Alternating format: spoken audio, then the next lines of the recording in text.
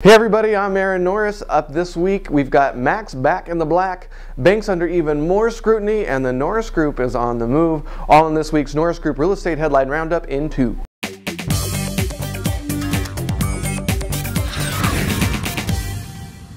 First up, let's look at the numbers. Unemployment up to 9% in April, up from March, of course. Construction spending rose 1.4% in March, according to the Commerce Department.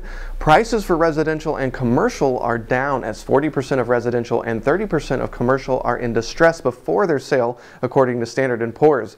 Mortgage modifications dropped 20% from previous quarter, according to Hope Now, and the National Association of Realtors reports that fewer buyers are using buyers' agents when searching for a home, down to 57% from 62% the previous year.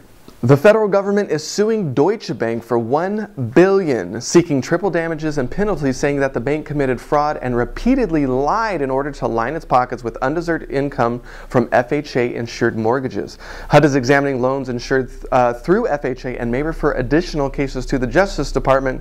This is on top of the Los Angeles City Attorney's Office filing an unusual case against Deutsche Bank, saying it's one of the area's largest slumlords. Of course, Deutsche Bank allegedly repeatedly told LA it needed to go after the servicers, but man, what a rough week for Deutsche Bank. And not to be left out, JPMorgan and Credit Suisse are under investigation by the SEC. The banks demanded loan originators that sold them bad mortgage debt to buy it back once they were going bad. The SEC appears to be investigating whether or not the banks use that money to properly pay off its own obligation.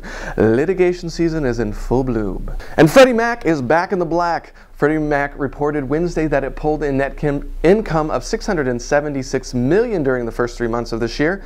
That means that it's got a positive net worth of $1.2 billion. As a result, no additional funding from the Treasury will be required for the first quarter of 2011.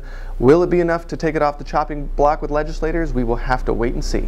The Mortgage Bankers Association is predicting a housing recovery. A full housing recovery, according to the MBA, is 3 to 4 years away as the nation grapples with some 4.5 million distressed properties in shadow inventory. The first quarter of 2011, commercial and multifamily mortgage originations were 89% higher than during the same time last year, but 25% lower than the fourth quarter of 2010. And 1 in 10 current commercial-backed securities are troubled, according to TREP Inc. That's it for the news. Of course, there's a ton more on our website, thenorrisgroup.com/blog. Up on the radio show this week for the first time is Ray McLaine. He is the president of the Commercial REO Brokers Association, for all those commercial people out there. We are moving on May 20th. That's a Friday. The Norris Group will close, and we will reopen the following Monday. We are moving. Our new location is 1845 Chicago Avenue, Suite C, Riverside, California, 92501. All websites, phone numbers, emails remain the same.